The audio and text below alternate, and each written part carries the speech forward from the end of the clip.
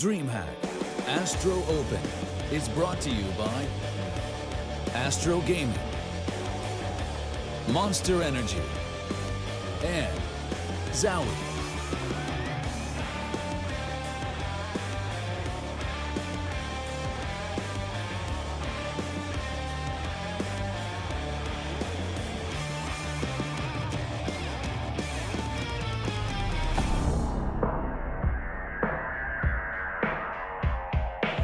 Welcome back to DreamHack ASTRO Open Leipzig 2017. The glorious sights of the German city play host to the first DreamHack of 2017 as we head into a record-breaking and historic season of Counter-Strike Global Offensive. They are all playing for the handcrafted brand new trophy.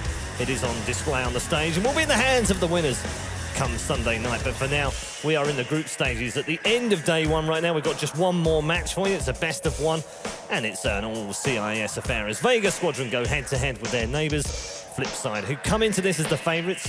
Can they make the semi-finals alongside the other favourites of the tournament, Heroic, who earlier on defeated LDLC? We're back at the desk right now with Sponge and with Lerpis. This one feels a little bit one-sided to me. I think with the way we saw things happen and pan out in the earlier matches, Vega are up against it on this one. You could say so, but it has a similarity to the major qualifier where Vega got their first win against CLG in a completely pointless game. Is the joke of a match for the first round, considering the seeding system is just a flaw in the system that hopefully gets solved. And it's sort of similar where like people overlooked Vega as a result.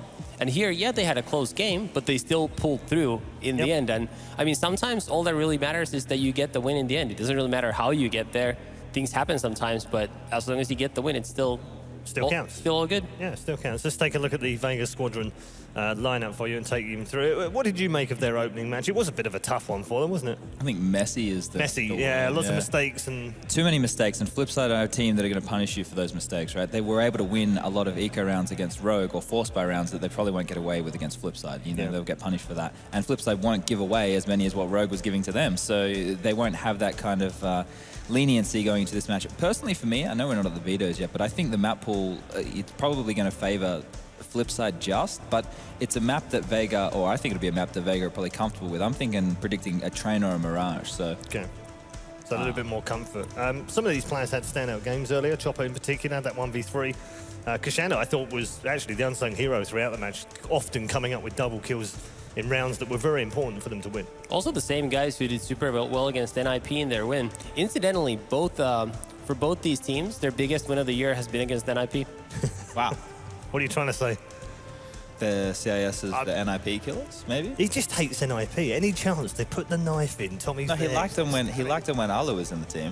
Of course he did. He was flying that flag. He was petitioning. He wrote letters. I was part of the movement that allowed the Alu to NIP project go through in the end. I think you were a key factor, actually.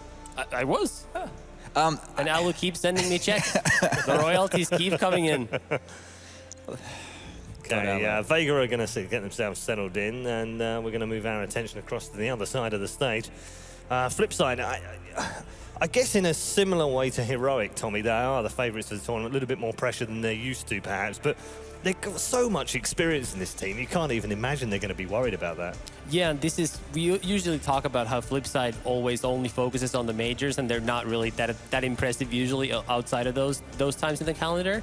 But with the major just 2 weeks away, this effectively is the time that they're going to be prepared for the major as well. So as a result, you would expect FlipSid to be, I mean, they still have a week to practice, but you would expect them to be getting close to hitting that peak form. Yeah, it's quite, in a way, it's quite smart, isn't it? I mean, all the other teams are boot camping. I've seen pictures from North and pictures from Australis. They're all off doing their own thing. But is this not quite a smart play by the boys from FlipSid to go and play in competition and actually get involved? Or do you think actually it might give away too much? Well, they didn't really play a lot late into the year, right? Yeah. Whereas other teams were playing quite late into 2016. So this is maybe just them kicking into gear for 2017, and they kind of need this to get ready for the major. Yeah. The problem I see is, you know, if they do give away little tells and stuff, because you can see why people like to play on the CT sides. People have tendencies they don't even know they have. They always go to the same spot. They always throw the grenade from the same place. They might not know it, but they move around the map. And if you have a coach or some analysts who are doing their homework, especially for a major, you're going to get found out. So you don't want to be like too one-dimensional. I think in this kind of matchup for FlipSid, they're going to be confident, and if what Blade said is true, they're just going to try and adapt as they're playing and just go with their normal game style and fix it up on the fly, I guess. Okay. I was just going to say, if I was Vega in this situation, picking like a map that you can study FlipSid on, if you've done your preparation properly, would be your best bet, because you can just counter them and catch them off guard. Yeah, well, I think we've got the map vetoes coming in, so we'll put them up on the screen. We'll figure out what they're going to be banning out in the opening. Yep. 2 is going to be Cobble for Vega. Well, the veto playside, I'll just add to what Chad was saying about the tendencies of players. Is sometimes, at least we've actually done this with my team, is when we've had a really big lead in the first half against the weaker team, we've actually played wrong spots in the second half. Like, we've actually just changed spots completely, just for that reason, because you actually cannot stop playing the way you've been playing for a couple of years in one spot. So there was one particular game at the IEM that we were talking about earlier, where we were casting together. Yeah. Where we had a big lead against an American team. Was we that almost 2012 or 2011? We almost 11. We almost.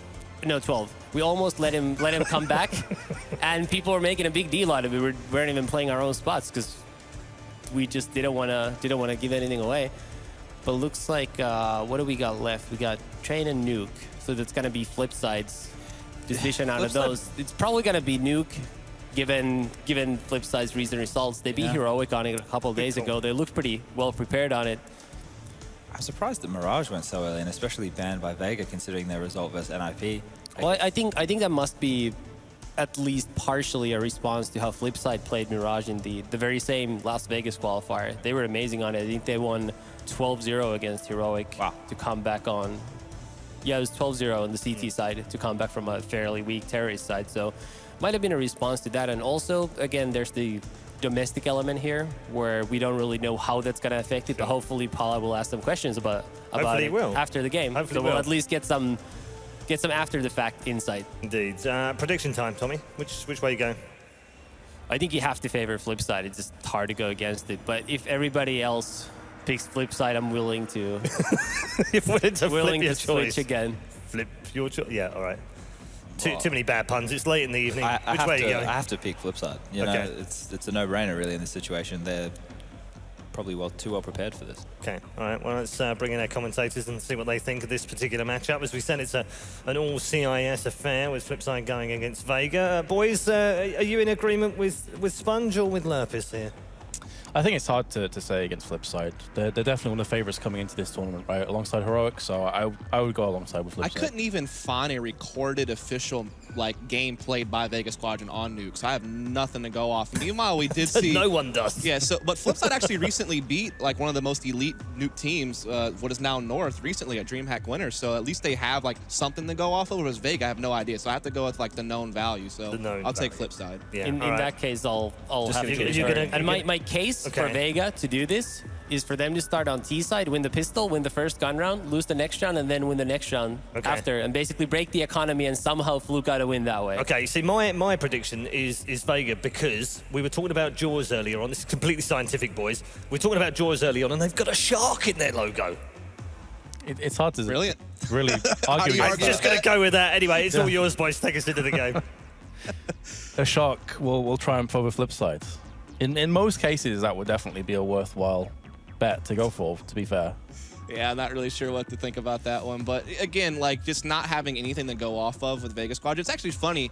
They haven't played any of the maps they played at the E-League qualifier so far at this tournament. They played Overpass, which we didn't really know too much about them. Obviously, that went well for them. Now we're going to Nuke, which again, against the FlipSid team, who has at times gotten results against some of the best Nuke teams in the world. So you got to think that at that point, it does favor the boys over on FlipSid. I mean, I think that they have some really good tactics for this map. So I do definitely lean in their favor, but there is the element of surprise. You don't really know at this point, if you're Blade and you're a guy who likes to do a lot of prep, how could you have possibly prepped Vega Squadron for this map? Not only that, but there was some players who really got rolling on Vega Squadron in that Overpass game. I mean, it wasn't just the mirror show like the E-League qualifier was. You had guys like Kashander and Chopper really being able to chime in. So if they can find some form in their players, it's a team that notoriously has had issues with consistent firepower, you never know. I mean, maybe they do have something up their sleeve.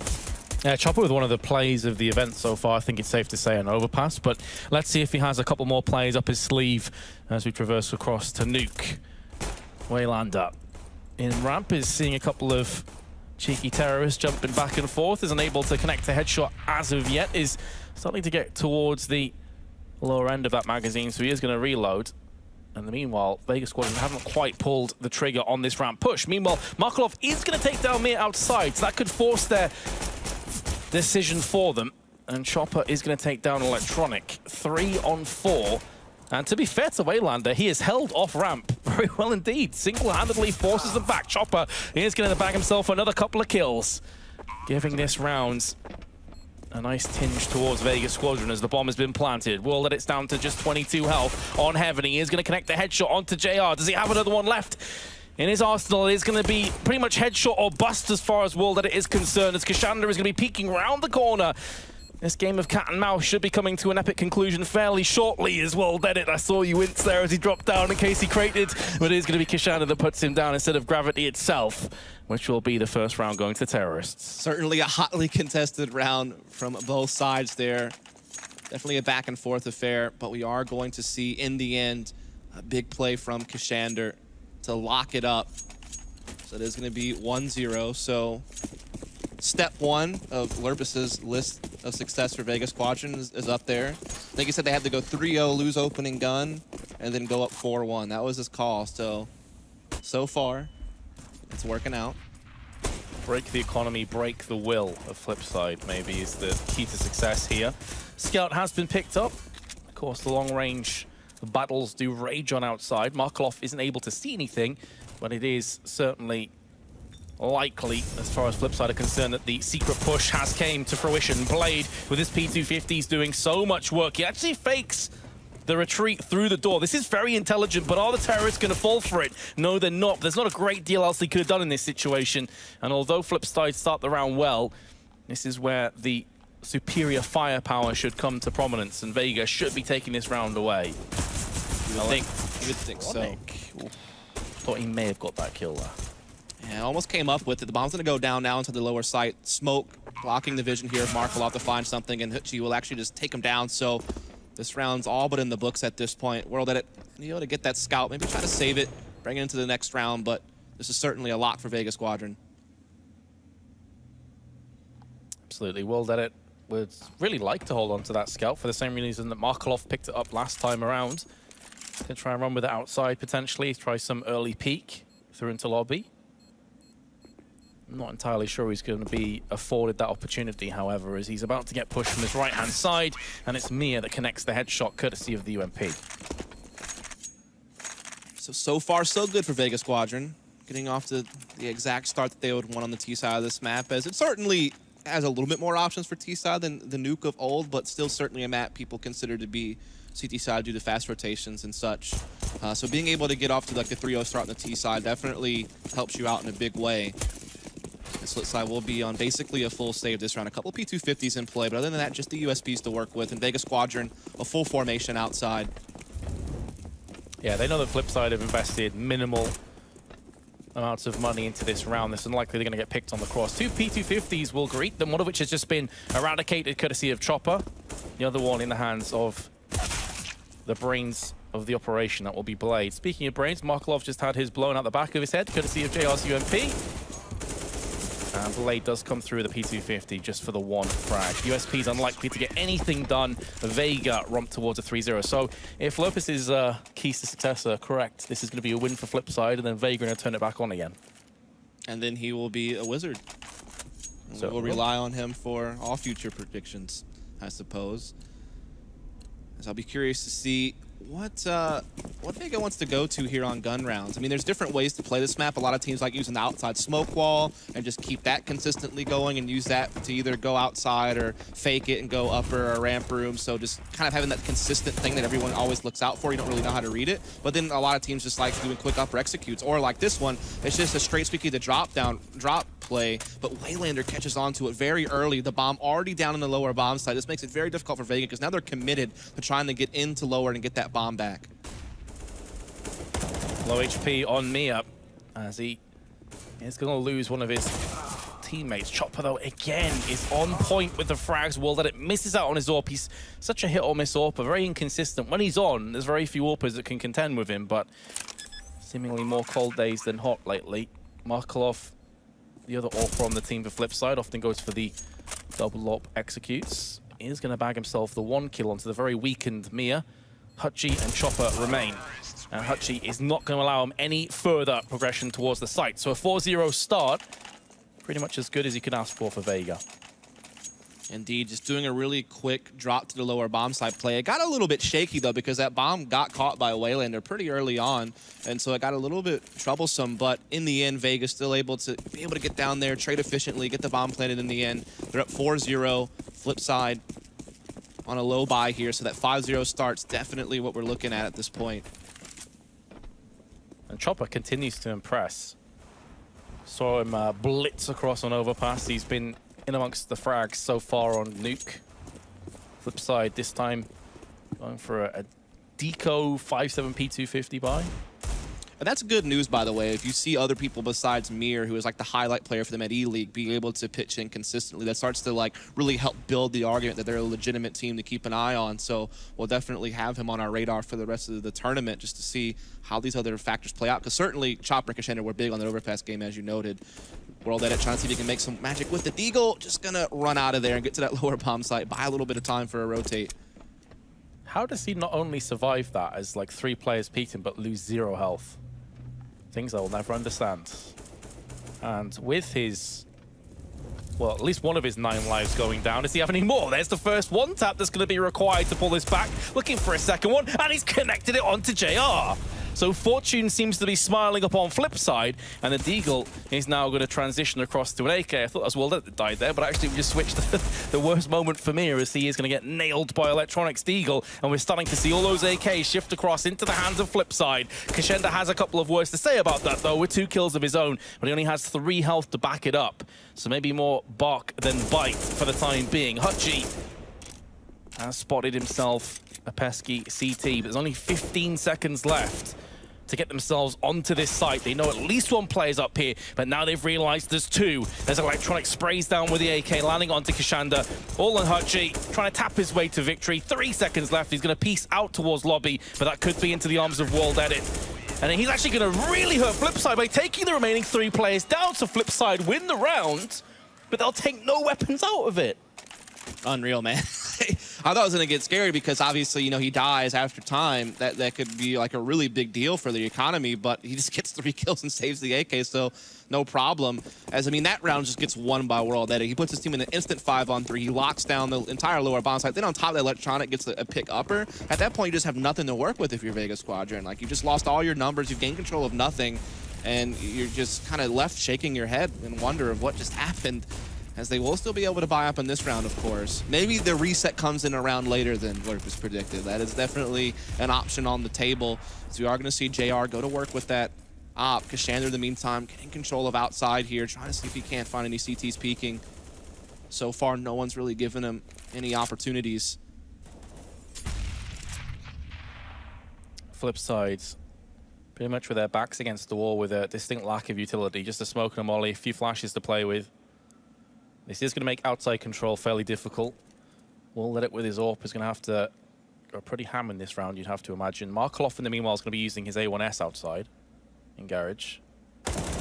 Waylander, the timing on that peak could not have been crisper. And it's World Edit who's also occupying ramp that is going to put a big red light in the eyes of Chopper. JR's the next to fall. One hell of a hold into ramp side. And FlipSid, well, they're not going anywhere for the time being. Are they going to pick up a flawless round? No, they're not. Markelov goes down, but Mir with not too much health to play with and not too much time either. And just to add salt in the wounds, the bomb's on the other side of the map and it's occupied by the CTs. Yeah, it seems like ever since Vega Squadron has tried to slow things down and spread the map, they haven't been able to find any openings. Particularly Waylander has done a great job, you know, locking down that ramp room. We've seen World Edit with the Deagle, obviously had a big round and lower as well. So it's just Vega Squadron's not finding easy space anymore on the map. Like the real estate they're trying to conquer isn't coming to them anymore. You know, FlipSid's really just shaping up on their defense, starting to see a lot of their players get involved. And now Vega has to kind of reconsider, do we go back to doing these fast-paced executes that was working out well for us early in the half where we got our rounds? you know, how do they want to adapt? This is going to be the big question. Here's Waylander's perfect peak timing. And the second kill as well, which dropped the bomb just outside of ramp. The issue for FlipSid, and you're seeing it there reflected with both Electronic and Waylander low on funds, is even the rounds they're winning, they're taking a couple casualties after the round is pretty much won. I mean, Mir picked up 2 as he retreated back to T-spawns. This could catch up with him in the next couple of rounds.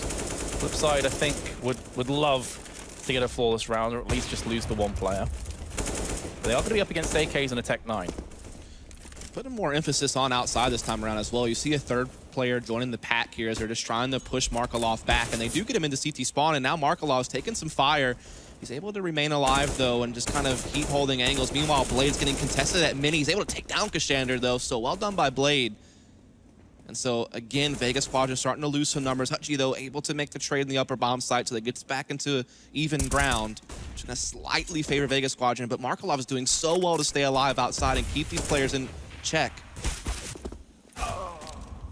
Must be so annoying to play against him because he's not fully engaging. He's just, you know, chipping away, chipping away, chipping away. It's like mosquitoes on a windshield. Eventually, there's a crack opening.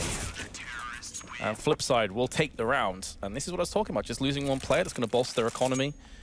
And on the other side of the coin, this means that Vega are into a bit of a sticky situation as far as their economy is concerned.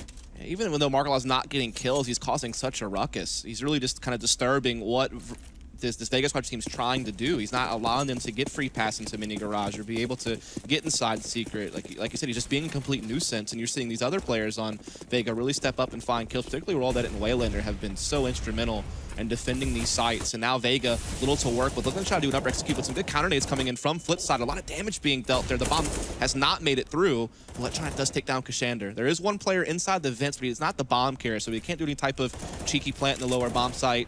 Vega still really have nothing to go off of. I mean, they can only really hope that JR is able to somehow sneak around, but you got to think FlipSid's very weary of the fact that JR got through the vents. And even if they're not sure, the fact that JR only has 19 health after he caught that nade in his pocket means 1 stray bullet and he's a dead man anyway. And there we go. It's going to come courtesy of Markelov. So the 2nd consecutive round where FlipSid could be looking at a very dominant victory. Chopper with a minute, just shy of a minute to play with. There's the first one. I was going to say, I wouldn't put it past him to get another 2 or 3 frags out of this round. I wasn't expecting him to take it, but the way he's been playing, he's clearly feeling it right now. He's in that zone. Only the 1 kill, though. So now you see FlipSid really getting into their act together at this point. Despite their early start from Vega Squadron that looked quite promising, you're really seeing FlipSid recover with ease. They've really been able to string these rounds together with little trouble. They've definitely limited Vega Squadron's economy, so that means less guns, less utility to work executes with. Like I said, you're seeing Markelov play outside very intelligently, not allowing himself to get taken down and give Vega Squadron extra room to work with. Everybody's definitely holding their own here on FlipSid. This is going to get progressively more difficult for Vega to find rounds if it keeps playing out like this. And of course, this is after they had pretty much the worst start you could ask for from a CT's perspective on Nuke. Everything was seemingly going awry, but they have stabilized. They managed to somewhat get back on their feet. But can they keep moving forward? Vega Squadron, well, we saw earlier on Overpass that buys like this were proving to be more than fruitful on a number of occasions. Against FlipSid, though, it is certainly a different ball game, and the desk did talk about this. The FlipSid are a lot more regimented in their anti-eco rounds. They're typically a team that doesn't stumble very often against this kind of a composition of weaponry. I don't expect that to change here. They're going to be walking right into a trap. Electronic is going to be spraying down with the AK. 2 frags for him. Can he transition to a 3rd? No, but there is Blade and Wald edit to the rescue. Kashander, best case scenario is maybe a kill or 2, but he is going to follow suit. Only 35 seconds. Nade landing left, right, and center. Markelov takes him out. That's actually a really good point that Sponge made on the desk, and you just kind of reiterated it, is the fact that we did see Vega beat Rogue on Overpass, sure, but there was a lot of forced buy victories that maybe they wouldn't normally have gotten that they were able to take advantage of, whereas in this situation, FlipSid's a team that's structured enough to where they're not going to fall prey to that as often, and so you're not going to get those extra opportunities. So you really have to rely on being able to get the work done on gun rounds like this one, but so far they haven't really been able to hit the mark on rounds like this. I mean, FlipSid across the board has done well to defend. We talked about Mir, we hyped him up a lot, but you got to think about Electronic, this guy who comes in for Char. He's definitely upgraded this team. team as far as the firepower that they have. And so far, he's done his job at upper. Again, Waylander doing great stuff. Now you see World Edit. He's looking around these smokes, see if he can't find someone. Oh, he just misses that shot, but at least he knows that they have been able to get to Secret. So that means Waylander knows to rotate here to window room. He's just going to be waiting for a chance to strike. He's going to land the mark. Bomb down. First player going in with a bomb once again. That is going to cost Vega dearly, as they then have to all scurry towards the bomb, hope that maybe they catch him reloading. They can pick it up and get the free kill. Mia catches a pixel of the head of Blade, unable to connect the dots and pick up the frag. And it's unlucky for World Edit. It's almost like he threaded the needle between the two players. This crosshair was right between them. I thought you'd have got a kill there. Either way, Mia now so much ahead of him. 45 seconds to make the impossible possible. He does have a Molotov. And he must know that at least one of these players was in control. I mean, Waylander was last spotted eviscerating 3 players from control, so it stands to reason that Mia would assume that's the case. There's so many angles here. I mean, it looks like a narrow corridor, but you've got control, you've got the right-hand side where the bomb is, and also door, and out of door, there's multiple angles within that. So definitely don't envy his position, and he will go down. Here is Waylander's triple kill. Yeah, just super well done. Just being able to get that rotate off very quickly. I mean, even though there was no kill from World Edit, just being able to get that information relayed to Waylander rapidly was allowing him to get in the perfect position to stop that exact type of maneuver that Vega Squadron was trying to do. So well done. And again, when you get the bomb down off the first player and now those 2 other players are forced to commit to you and try to get the bomb back, it just kind of lets them play into your hands.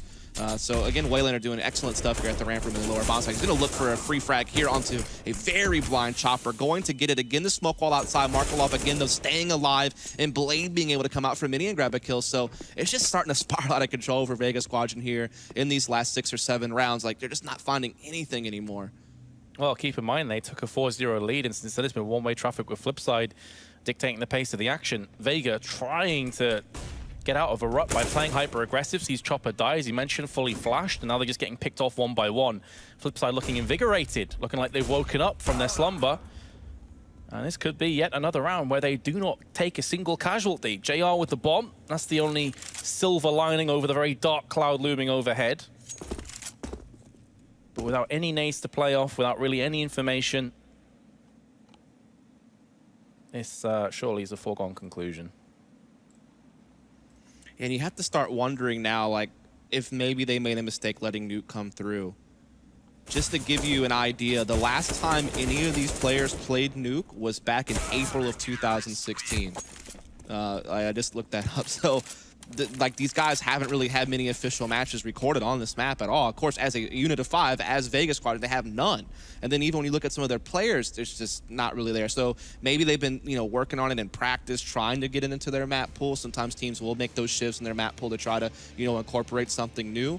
But right now, it's not looking good, especially when you're going up against a FlipSid team that has proven themselves on Nuke a couple of times. And it's also a fact that this has been a ban for Vega Squadron and some of the other tournaments I've seen them play in. Like, they would actually ban Nuke first in some best-of-3 type situations. So letting it through now was as a gamble that so far isn't going well.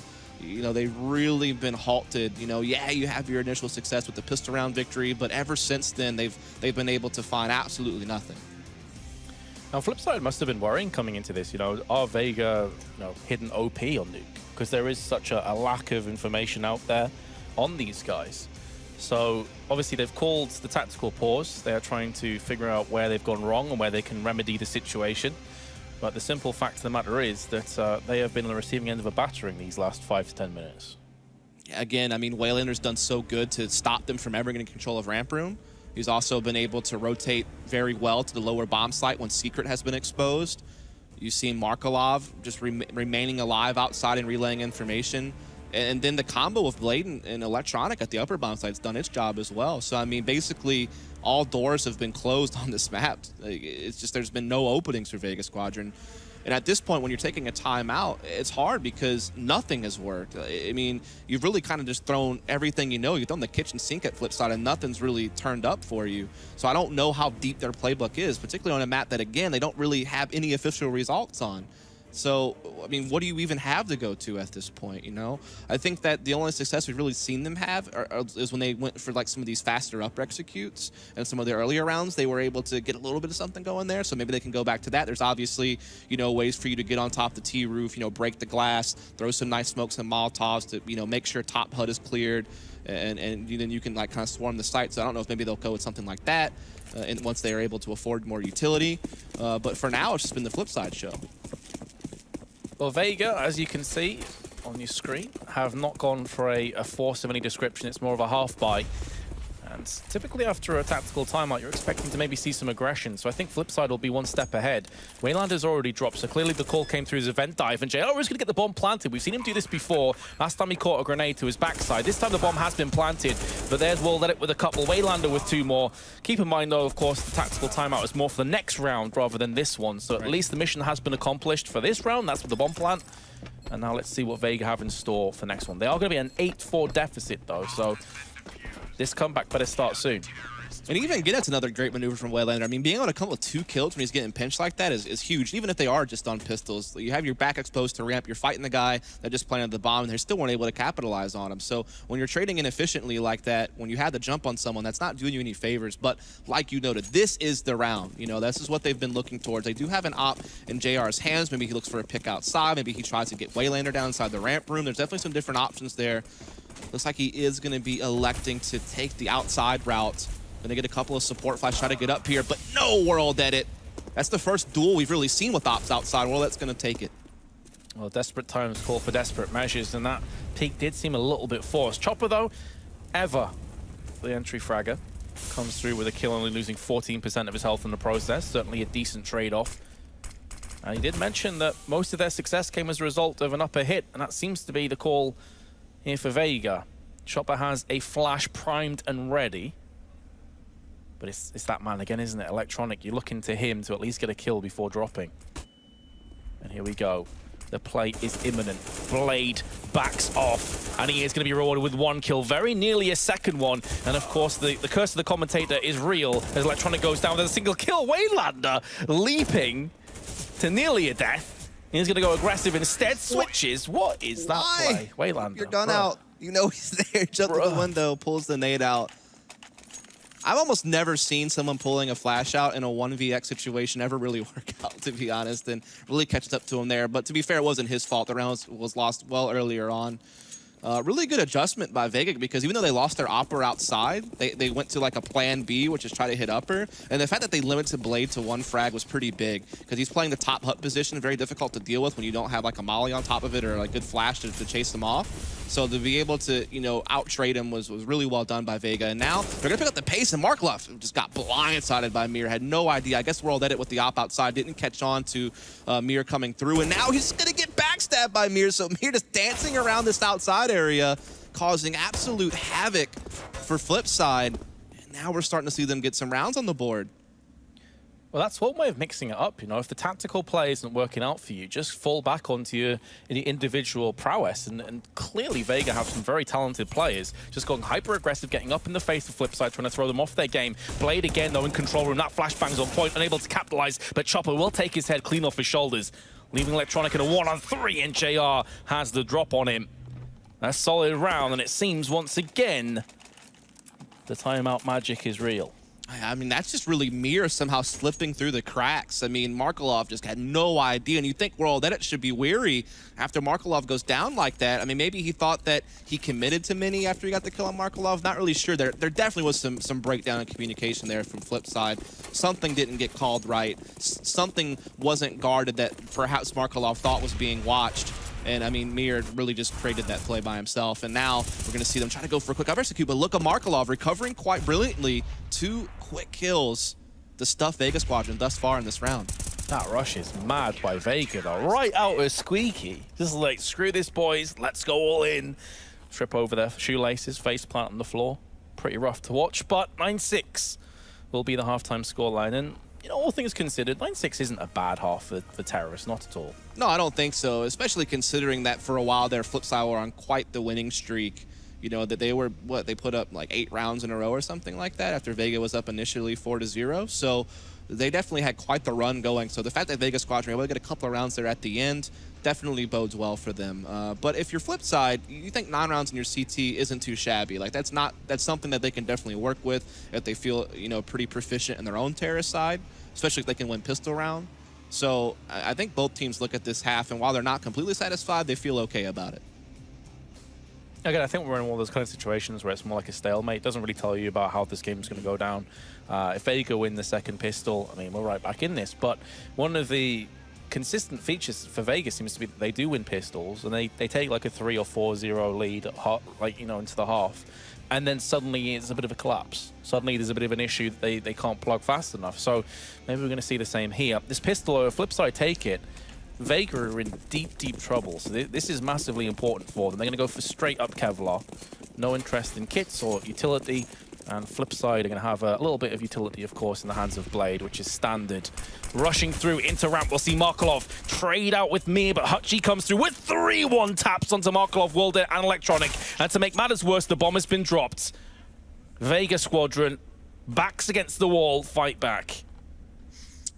Yeah, I mean, that gameplay didn't really work out well for flipside. We'll talk about it in a second here. Well, now that he's dead, we can talk about it now. So basically, you saw Blade trying to use the smoke to fake that they were doing a squeaky to lower drop, which you're hopefully thinking that that'll cause the ramp player to drop into the lower bomb site to cover that.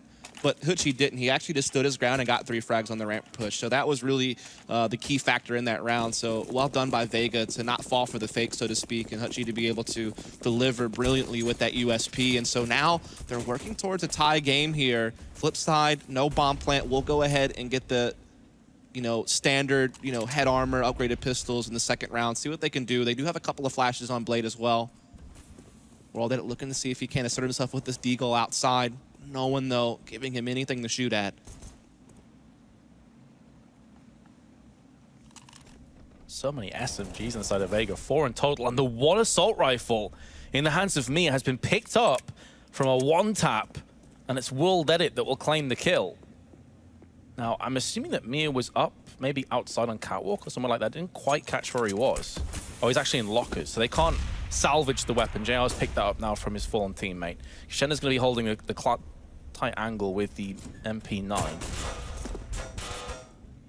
Of course, very much a brutal weapon to be playing against in this kind of a scenario.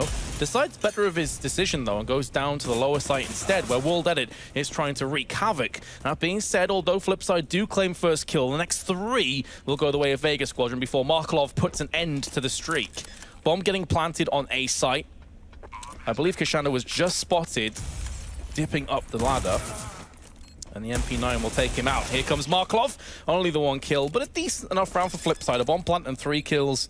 Not too shabby. Yeah, considering that Vega Squadron always seemed a couple of steps ahead in that round, the fact that they were even able to fit in a bomb plant is definitely good news for Flipside. But Vega now just 1 round away from tying this thing up. And again, a team that was basically a complete unknown value on this map, and even overall, is really starting to give Flipside a true test. So we are going to see Flipside, since they put so much into that round to get the bomb plant, don't really have enough to follow it up right away with an AK buy, so they'll just have to take, you know, really light buy to get the full one in the next round. So this should mean that Vega will tie this thing up at 9-all. Then we'll play from there. A lot of focus outside here from Flipside, looking for picks with these pistols. JR's grenades lands next to the feet of Markelov, takes him down to about half. World Edit feels the effect is alongside Blade. And World Edit again with the deagle. You just can't keep him down from getting frags. And a second. Why does Kashanda have his back to outside after World Edit comes in with taps? But there's Joe with 3 UMP headshots in quick succession. See, that's how you use a UMP, Metis. Some people will get that reference. I suck so bad with UMP, it's unreal. But JR doesn't, and that's the important part. Hutchie's M4 is looking less and less likely to be of impact in this round, as he will go down to Blade, and Waylander catches JR from ramp. It seems like maybe a lapse in communication a little bit here for Vega. They're losing players seemingly needlessly, and now Chopper's going to get caught out from a grenade of all things. I think he got tagged up just beforehand. It's the nade that will take him 6 foot under. That's the kind of round that gives you that you know, lower stomach pain that you only get one other way. You know what I mean? And it's like you're well on your way to tying up the game. Everything's going according to plan, and then World Edit happens with the D-goal once more. Very similar to that round he had in lower on the first half, just being able to have huge impact frags that completely turn the tides of the round. And so now, instead of Vega tying the game, you have FlipSid up 2 rounds with a huge economic advantage going forward. I mean, that really is the equivalent to getting drop kicked to the plums. They're seriously. I mean, I was implying it way more subtly, but I mean, you just can go full teal. That's totally fine. Kashanda in the shadows will be landing 1, and there is enough weaponry to make this round stick. Vega have an AWP, they have a UMP, they've got some Kevlar behind it as well. If they can get their hands on an AK or an M4, this suddenly becomes very possible. And FlipSid haven't made a huge amount of ground. There goes the UMP. Mia's going to get the drop onto World Edit. It comes through with a second one. He can't channel his Acadian today, who pulled off a majestic CZ play earlier. Instead, Electronic and Waylander, all that remain for the terrorists. Headshot does connect onto JR. It's not going to outright frag him. Gives him the opportunity to relocate with the AWP. There's still quite a chunk of time left for FlipSid. They're in no great rush, but they're going to try and push the envelope onto the B site. I think Waylander just got legged on the approach there to Decon. Waylander and Electronic are both going to get themselves killed. It's all on Hutchie. Waylander's low, but the bomb will get planted. Yeah, this is crazy stuff here. I mean, it looked like Vega was going to respond right back with a force buy of their own, but look at Hutchie there. Nice one-tap on the Electronic. Now it's all down the Waylander. A 1-versus-1 situation here. Hutchie going to be able to put a Molotov on the door to limit where he can be peeked from, but he still has to worry about Vince and the door he just came from. Meanwhile, he doesn't have a kit. Time is ticking away very rapidly. There's almost no chance now. He has to come up with the frag quick and get on the defuse, but Waylander being an absolute nuisance. I think maybe he's bought enough time, not quite sure. No, this is a safe defuse. So there you have it. Vega going to get it. Wait, am I wrong? This is as close as you could ask for. He's just about got it. Just about. That saved. Absolutely saved. Oh man, that would have been great. But yeah, so now back-to-back low-buy wins for each team. Keeps it close. Very reminiscent of what was going on between Vega and Rogue on Overpass a little bit earlier today. That's very true, and they came out on top in that skirmish, that war of attrition economically. Need a team with fantastic buys, although I think I would say FlipSid have the better buy of the two teams right now. For assault rifles, plenty of nades. Vega aren't lacking in the nade department. They've got 3 incendiaries. Hutchie playing in a very similar position to Waylander, who was pretty godlike, honestly, in ramp. So they already broke the glass at upper, so they're setting themselves up to either do some type of fake upper into ramp room or perhaps use those Molotovs to actually cover, you know, top hut and such and actually make their way out into the upper bomb site. So it's really hard to know exactly which one they're looking for. Blake gonna get a pick into ramp room though, and we see Waylander making his way outside a good bit here, but Mir has been spotted inside secret, and JR has returned the favor at the ramp room. But the map control does go to FlipSid in a big way, so they have a lot of options now. Yeah, it was more of a fadeaway kill for JR, and he's down to 10, so he couldn't stay around ramp. He had to pull back. He had to pull the plug on that. Kashanda now with the MP9 of all weapons comes through with a kill and an assist with the bulk of the damage onto Electronic. Mir simply got the last hit. Vega Squadron looking good for another round. It could be at the cost of another bomb plant, but as long as they get the round, I'm sure they won't care too much. Spamming through the smoke is Mir, but it is a trap as well, and it springs it upon him. And now suddenly this gets a little bit more dicey as a Molotov lands in vent. That's going to force away 2 of the CT players of JR and Kashanda as Chopper goes down from ramp. The flash is a bit whiff, but the Molotov is still going to be able to be planted on the site, and there's no smoke to extinguish it. So this is more time just burning away, being chipped away from this Vega Squadron retake. They also don't have a kit in this scenario, so this is brutal for them. They're going to have to get these frags right here, right now. And they even know that both players are here. They know that at least one of them's here, and clearly they do, but Walden just has to peek back out, and the round will go the way of the terrorists. What a fantastic clutch that is from FlipSid. Definitely well done. There was this small window there where that outside flank from Silo was actually able to catch FlipSid, and it gave Vega a chance, but the key difference there was when Mir went down. He committed so hard to trying to spam through the smoke and stop the plant that he got absolutely blindsided by the control room, and that's what really kind of allowed the bomb to really secure itself and lower, and FlipSid to get some better post-plant positions was all that kill on Mir, basically. So That was really the catalyst for FlipSid to take that one. Now they're up 11-9, and again, money reset for Vega Squadron. They're even, I didn't catch it, but they might even be close to like double save territory. Like they bought up a little bit here, sure, but if this doesn't work out, they might be on almost a full save. So FlipSid can really start edging out ahead now if this keeps up. Yeah, this could be the tipping point right here, right now. This could be where FlipSid establish dominance and just run away with it. If Vega Squadron can pull this back, they have another lifeline.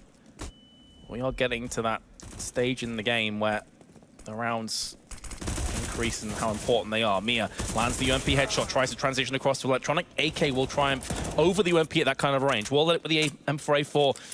We'll have a very similar result onto Kashanda and Vega.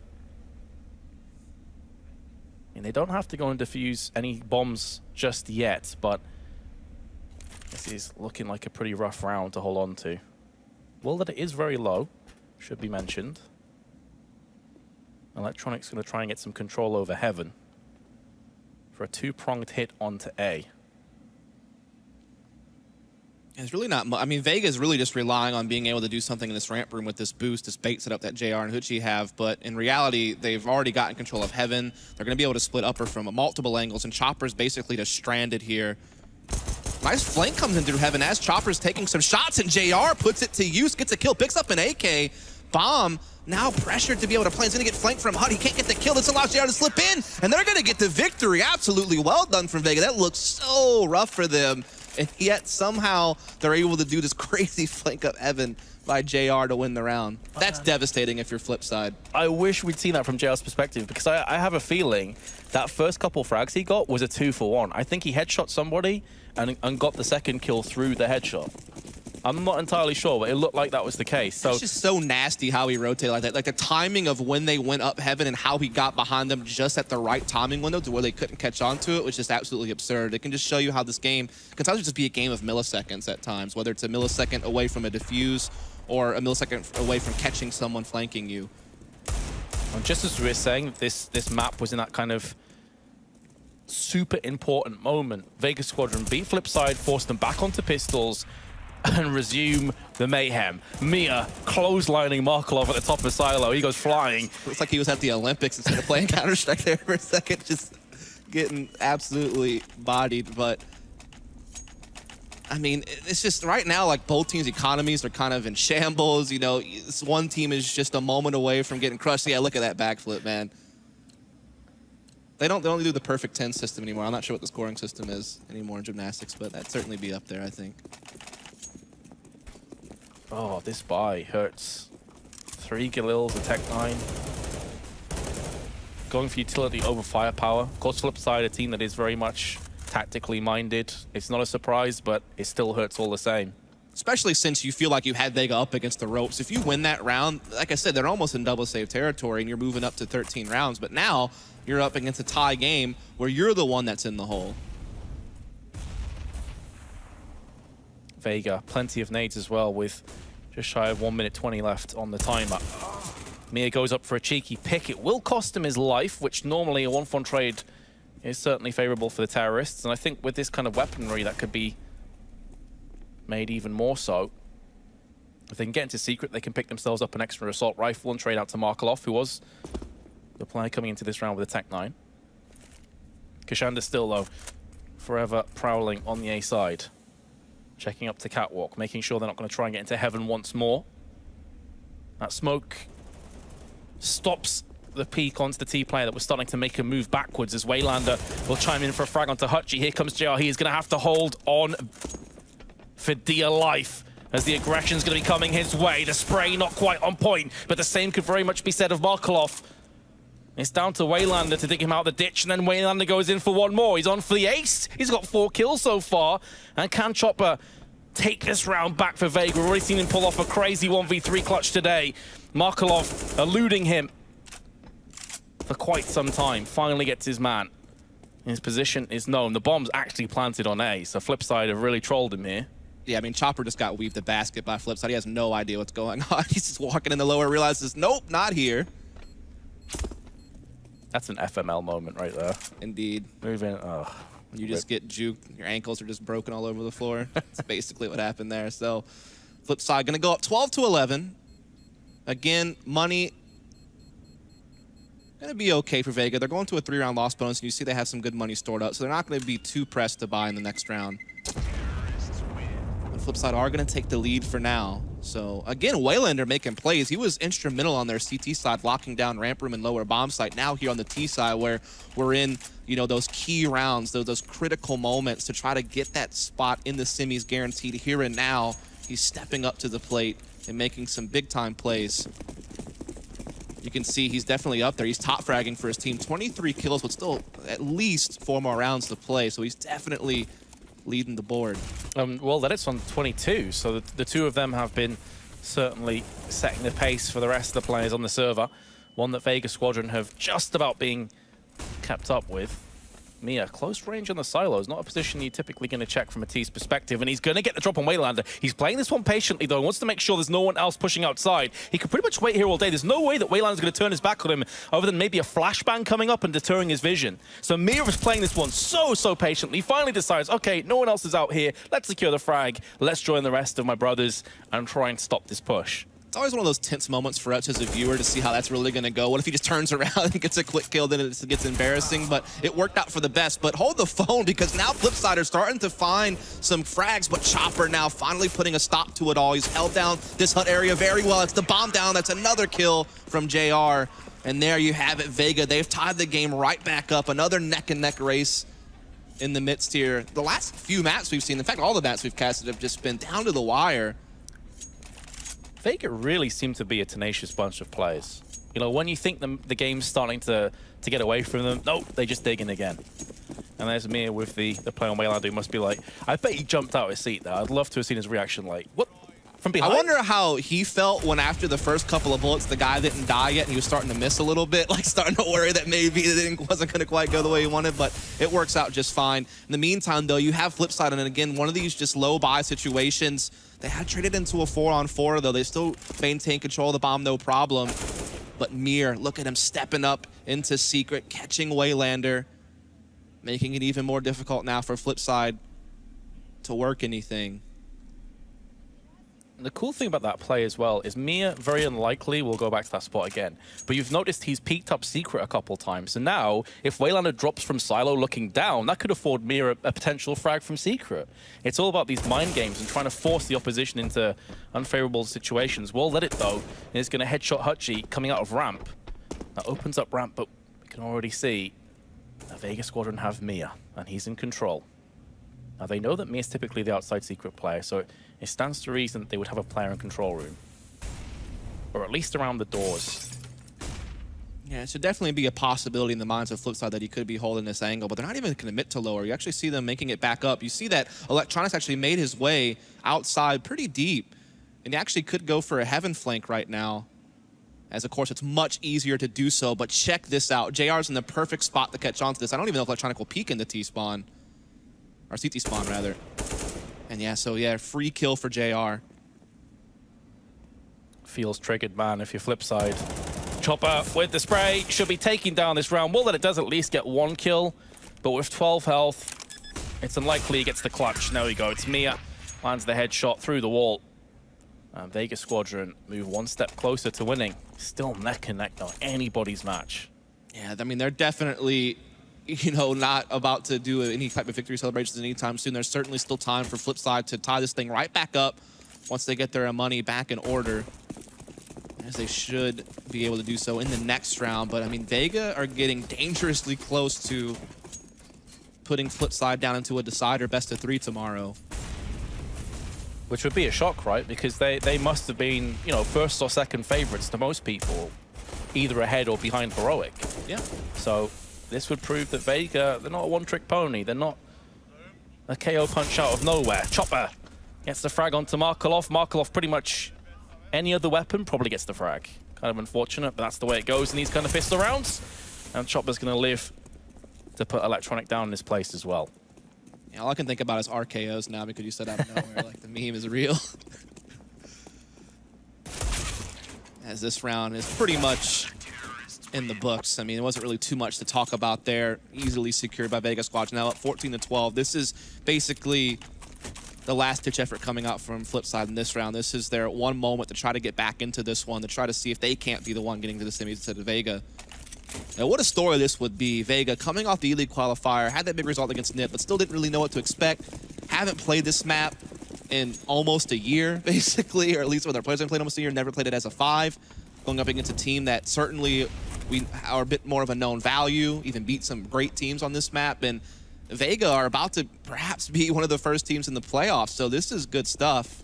But FlipSid, they'll certainly want to have something to say about it. And this is the round to do it. Plenty of utility to work whatever it is they wish. This is where Blade earns his stripes as well. These kind of close rounds where hangs on a razor's edge. They lose this round. FlipSid, it's going to be hard for them to battle back. And what rests on round 27. Will Vega Squadron be victorious? Mia with the first spray. Does eat a little bit of damage and can't connect onto World Edit. So 1-for-1 trait, that's going to give a bit of outside control now. But Kashanda is in hot pursuit. He's not going to give this up. Markov with 2 huge kills for FlipSid is keeping the dream alive. Kashanda misses out on this opportunity and is going to be able to pull himself back to the site. You can see he's unsure as to whether his back is currently covered. So he's going to go back out once again. Is constantly bobbing back and forth between covering A and outside, and that flash should deter him for a little while longer. Chopper in the meanwhile is going to take this opportunity to push right outside, and Markov missing out on that opportunity. How vital could that be in this round? As Chopper's going to go for the spray, he also whiffs a little bit towards the end. Well, then it takes down Kashanda, and now it's on Chopper. Probably the player you want in this situation for Vega. He is the clutch king. 20 seconds left. Bomb is being planted. Molotov is going to force him back down again, but he is going to bide his time and wait. This is such a rough retake, though, for Chopper.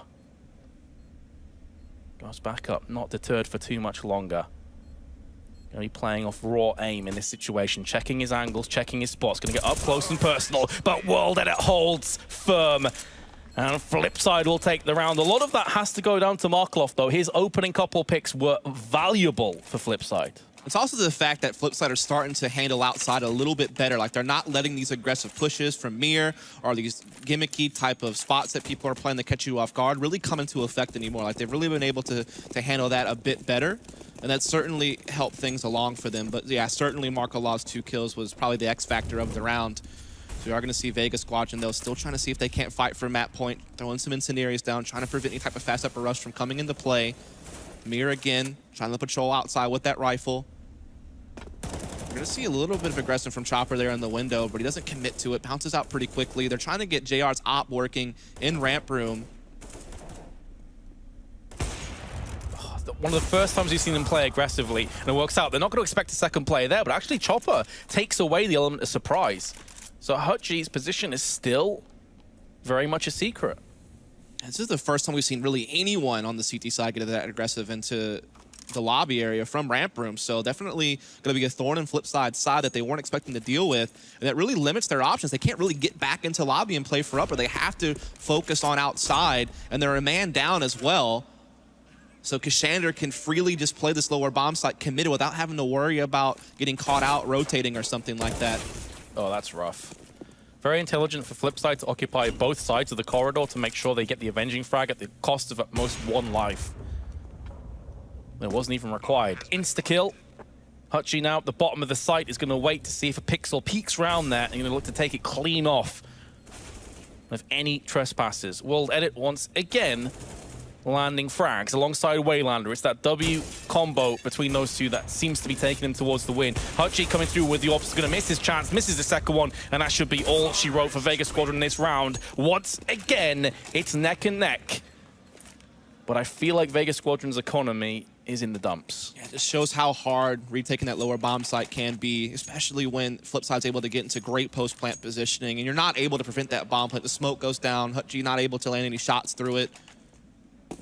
Just being able to overwhelm that one player that was committed lower with that 3-man push into control, and now all of a sudden Vega Squadron have no money, just pistols in this round. So FlipSid the advantage to get to map point first. Chopper trying to get aggressive here inside the hut. I don't know if he's been spotted, but it doesn't matter because Markolov is just tearing it up here inside the ramp room. Oh, Chopper. Tasty. Not only did he get that frag, he also dinked Blades beforehand, and he only saw about 1 millimeter of Blade's head. So even in rounds that seem to be going away from Vega, Chopper is living up to his name. Oh, very nearly a double frag chop, but not again. Surely not. You cannot be serious that you could potentially pull off this clutch. They line up for him and he's so close, yet so far. Electronic actually TK'd his mate in front of him. Chopper, A for effort, man. That was beautiful to watch. You're having flashbacks to that 1v3 on Overpass there for just a second. And I mean, as much of a roller coaster ride as this map has been, you feel like a team's in control, all of a sudden it goes the other way. This, you thought, okay, FlipSid for sure map point, but then look at this, man. That was so close to being around for Vega and like an absolute heartbreaker for FlipSid. But now FlipSid in the advantage world that it opens it up. That's Mir down very early. And the brutality continues because, well, then it got dinked down to 10. Vega Squadron with a smoke and 3 flashes to play with no kit. So much time to try and tick away. No kit, barely any utility. Kashander limited to a FAMAS. The odds are certainly stacked against them at this point. But it only takes a couple of kills to change everything. We do see Secret being controlled by FlipSid, so just giving them more room to work with. They still have Markelov with presence inside lobby. This push into back halls, Kashander will be the one tested. He's holding an off angle. He's typically been playing on the stairs thus far. That could catch him off guard. It's somewhat of a one and done position though. You're expecting Wayland or Blade to avenge whoever dies here. But I mentioned before about utility. Look at FlipSid. One flash. Oh, Kashander really should be landing that. Fortunately for him, Hutchie's on the other staircase. They had a crossfire set up. They do take down the player. There's no freebies today. Blade, and meanwhile, make short work of JR. But once again, the damage is being inflicted. And it's up to this man, Chopper. Put off the heels of a very close, crazy clutch. He was picked off. Hutchie, can you get this clutch? He's already spamming through the wall. Nearly claims the life of World Edit. His position is known. He has no utility, no kit. Vega Squadron circling the drain. Hutchie, if ever there was a time for you to go monumental, for you to pull out a Herculean effort, it's right here, right now. Vega Squadron needs a hero. Hutchie's trying to check every single corner. But of course, every single time he checks a corner, time is getting wasted. And there we go, it's gonna be FlipSid taking the victory. But again, Vega Squadron holding on till the bitter end. 16-14. Incredibly close. You can certainly see that Vega Squadron went down, kicking and screaming, swinging away, made that very difficult on FlipSid. There were moments there where you felt that Vega might actually be able to steal it away, which would have been incredible given the fact that they really have no history on this map at all. And FlipSid were definitely the favorite coming in, but they really tested FlipSid's limits there. What a great game from almost the entire lineup of FlipSid. You got World Edit in the game with 31 kills, but Wayland with 27 had such substantial impact on both sides of the map. Then even Markelov had some pretty big plays there, particularly that 2-kill on the upper bomb side a few rounds ago that really kind of kept FlipSid ahead. So just well done. You know, we thought they would be one of the favorites to move on, and they've certainly proven that. They're going to be next to Heroic as the first teams to get spots into the semifinals. Absolutely, and for Vega Squadron to not just get a victory, but to take FlipSid to the very edge, I think that speaks volumes about them. You know, a team that we still don't know a great deal about, especially on certain maps like Nuke. Taking FlipSid to as far as they can possibly go, I think that's really impressive. They can hold their heads high. And they're not out of the tournament yet either. They can still get through to the latter stages. They could still potentially win the whole thing. Yeah, definitely. I've certainly been impressed. I think they've carried on what they were doing at E-League pretty well thus far. So let's just see if they can keep it up in the best of threes tomorrow. I think if anybody was thinking about taking them lightly, oh, maybe E-League was just a fluke. They're not anymore. Like, the opponents they'll have tomorrow will definitely have to be well prepared. Absolutely. Well, for the final time tonight, Pallet, take it away if he's got an interview lined up. Thanks so much, guys, and I'm here with Blade once again for the second time today. You just said to me before we went live on stage that that was a lot tougher than you had thought it would be. Why is that? Well, they are flanking a lot and very fast. We lost like 4 rounds because of that, and that's why it was tough. We didn't expect so fast flanking all the time. Vega are a team in this competition and in general who are, you know, getting some reasonably good performances now on an international stage, but to the rest of the world, they are still an unknown quantity. Do you have more of a an idea of how these guys are? Because, you know, you compete within the CIS region as well. Well, they are definitely next generation for CIS. It's like best talents after, like, if we take all experienced players in CS and all new generation, like these guys are one of the best new generation players. And we were like scouting them a lot, and we knew that they're really good. Some teams were trying to even take some of their players before they even gather it together. But they were like really excited about their team. They're like friends, and they didn't want to leave the team. So they have a lot of potential and a good future, I think. As such a veteran of the game that you are, is it always interesting and exciting for you to play teams like these guys who are kind of like new and upcoming players? Is it, as an experience, what is that like for you? I don't know, it's really fun, it's cool, it's great to play here. Awesome, and now you are joining Heroic, who've already moved forward to the next stage of the competition. Are you happy with your performance so far? And how would you stack up, would you say, right now in this competition compared with everyone else? Among other teams? Yeah, just how do you compare with the rest? Like, are you satisfied, firstly, with your performances so far? And then secondly, how would you say you guys are performing right now compared to everyone else? Well, it's hard to say. We didn't play a lot of, like, most of the teams on this tournament. We played only 2. But others also have a lot of potential. I think all teams are pretty equal here. They can surprise on, if not on first map, on second map. LGLC, he just showed a good game versus Heroic. Heroic, we just played versus them online. They're also a great team. And Rogue, they can surprise from lower bracket. I think it's like a lot of surprises coming tomorrow. Thank you so much for your time, Blade. Final question before I let you go. If you are to make it to the final, which I think you are hopeful about doing so, who do you think most likely your opponent will be? In semi-final? No, in the final. In the final? Yeah, if you are to make it there. Well, I think Heroic or Vega. Oh, okay, so you think Vega will bounce back. All right. Well, congratulations, and you are now joining Heroic in the next stage of the competition. We will see the other 2 teams by the end of tomorrow who those guys will be joining yourself and those guys. Any final words? Thank you for support, guys, and come tomorrow. Bye. All right, I will leave it on Blade's final words, and we will finish here on the stage for today and head back to Red Eye and the analysts for one final look into their minds.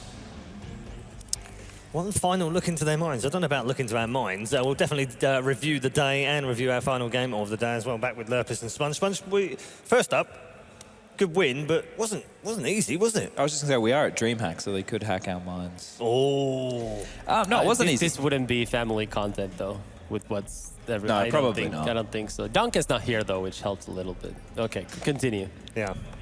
Okay. It wasn't close at all. No, it was... sorry, it was close. See, yeah. I've lost my mind. You have. You've been hacked. Sorry, it was a close game. I was surprised with the amount of eco/force-buy wins we saw again. I didn't think we'd see something like that, but I guess Nuke allows that, you know, a lot of close quarter battles, a lot of quick flanking, like Blade was saying. I was really impressed with some of the stuff that Vega were doing, especially their first gun round. They took advantage of the fact that they probably knew that FlipSid didn't have a lot of utility to defend the top site, and they dropped a player down the vent really quickly, which forced FlipSid to have to rotate and give up a lot of territory, and Vega capitalized on it real quick and then punished them, which I thought was great. Tommy, what did you make of it? I'm just honestly, in a way, happy that Vega lost, because that means we get to watch more of them tomorrow. There's a really fun team to watch. I mean, obviously they make tons of mistakes, which is why we see these back and forth games. There's a second game in a row where they keep winning, keep losing egos, keep winning.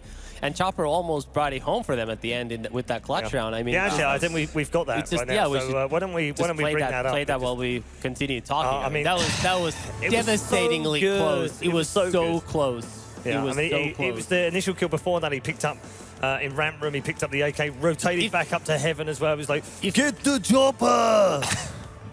You went for that. Get to the chopper! We had to get one in. If only...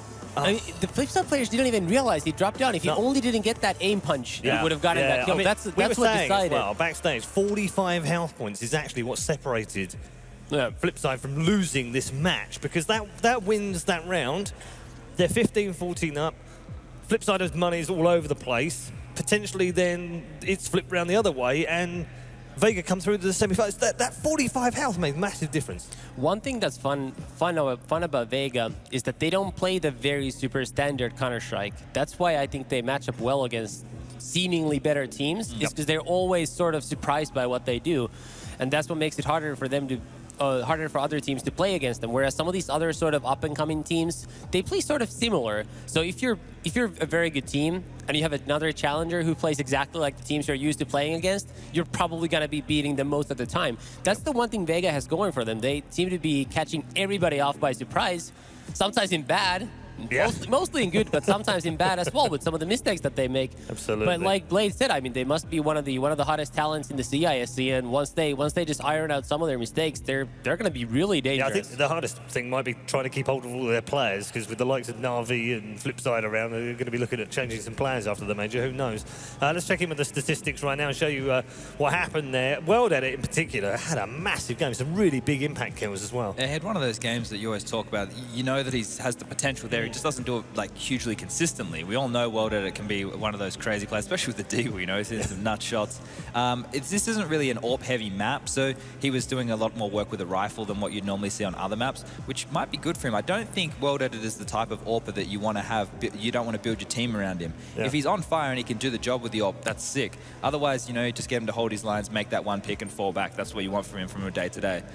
Having that ceiling, though, it's exciting if he can reach that more consistently with Electronic playing consistent and Waylander being the rock and, you know, everyone else doing their job. They're an exciting team, and this is the most exciting FlipSid I think I've seen in the last 2 years. Right. Good chance at the major, and then very good chance here as well. We're going to wrap up things on day one, and we'll take you through the brackets. We'll start off with Group A, which began earlier this afternoon, of course, and it went like this. Heroic came through a relatively straightforward victory over QWERTY, a 16-8. LDLC then also a very straightforward victory over Fnatic Academy with 16-5. And then Heroic making their way through to the semi-finals with a tight match against LDLC. They were 13-8 down at one point before running off 8 straight rounds to reach the semi-finals. In Group B, FlipSid came through against Big 16-11 early on. Vega Squadron just squeaking past Rogue in the other game. And then the winners match, FlipSid, as you've just seen, coming through with 45 health points separating them over a 16-14 win. FlipSid going through to the semi-finals. And there it is, the semi-final lineup, of course. That'll be played on Sunday. Both of these teams get a day off to spend in Leipzig tomorrow. I'm not entirely sure what they're going to get up to, though. We're talking about the McDonald's. They'll probably beat McDonald's. That's pretty exciting. Yeah. There's a slide and stuff. But Group B was really close, right? Like, just looking at all those scorelines, it was really close. Very close. Let's be real. The best thing to do here is to get right in front of that stage and watch Counter-Strike. I don't think there's anything. Well, for them as well, because they won't want to lose out on the information of what the teams are playing. They're all playing best of threes tomorrow. We have 4 best of threes coming up tomorrow, so very important matches for them to watch, as well as, you know, for the teams to take part. When we look forward a little bit to tomorrow, we could have a very long day, of course, with these 4 best of threes, both the elimination matches at the bottom of the bracket and then the final matches as well. Who do you see coming through? I'm not excited by the Fnatic Academy versus QWERTY game at all. No? Both teams were pretty underwhelming today, so it's going to be who shows up individually, I think, whereas the Rogue versus Big game is really exciting. Yeah. Like, the Germans do or die, and Rogue looked good today. You know, they really struggled in the end with those 4 spies, but they looked solid. Yeah, I mean, they had a 5-0 lead at one point in that game. Could have gone on to win the whole thing. I also reckon there's going to be more Germans here tomorrow because it's the weekend. That's usually how, if it's anything like CBIT and Gamescom, it's going to be much more packed on the weekend. So that also might make the big side a little more interesting to watch on the other side of that stage. I just want to look forward to the rest of the year a little bit and mention something that's really exciting to me. Every time I watch the demo, the video, the advert for Las Vegas Masters, I just get chills every time. It's like, oh god, it's really well done. Can't wait. It's so good. It's great. The tickets are still available, by the way. Just as a little, plug, we'll stick that underneath for you. You can grab tickets for Vegas, and promise you need to go and see that. It's going to be spectacular. At the MGM Grand as well. I don't know. It feels so exciting. Just going to Vegas is so much better than most locations. It doesn't even really matter that it's MGM Grand. I mean, it's an amazing location. Great. It's one of the best locations there can be. But just going to Vegas, I mean, that's actually a spot where you could see yourself going with friends for a weekend and say, hey guys, gonna go to Vegas, watch some Counter-Strike, and then in the evening we got some other activities that we can spend there's some time good doing. Cirque shows on and things like that, you know? That's what you meant, right? Of course. Yeah, absolutely. Of course. Yeah, shows and great restaurants. Good restaurants. And strip. The strip. The strip. Yeah, that's also good. The strip is also good. Not stripping. Lots of the flashing strip. lights. Lights, yes. So yes, Not make sure red. you get your tickets. A big thank you to to our sponsors today as well, and of course all over the weekend. They're at the bottom of your screen. Thanks to Astro, to Monster Energy, and of course to Zowie as well. It's been a terrific first day here at DreamHack Open Leipzig, and we're looking forward to the next 2 days as well. Thank you very much to Tommy and to Sponge and to all of our commentary team, and of course Pala on the main stage. We'll be back bright and early tomorrow for 4 best-of-3s. The elimination matches begin. 2 teams have already made it through. Heroic and FlipSid are already in the semis. Who will join them? We'll find out tomorrow. We'll see you for day 2.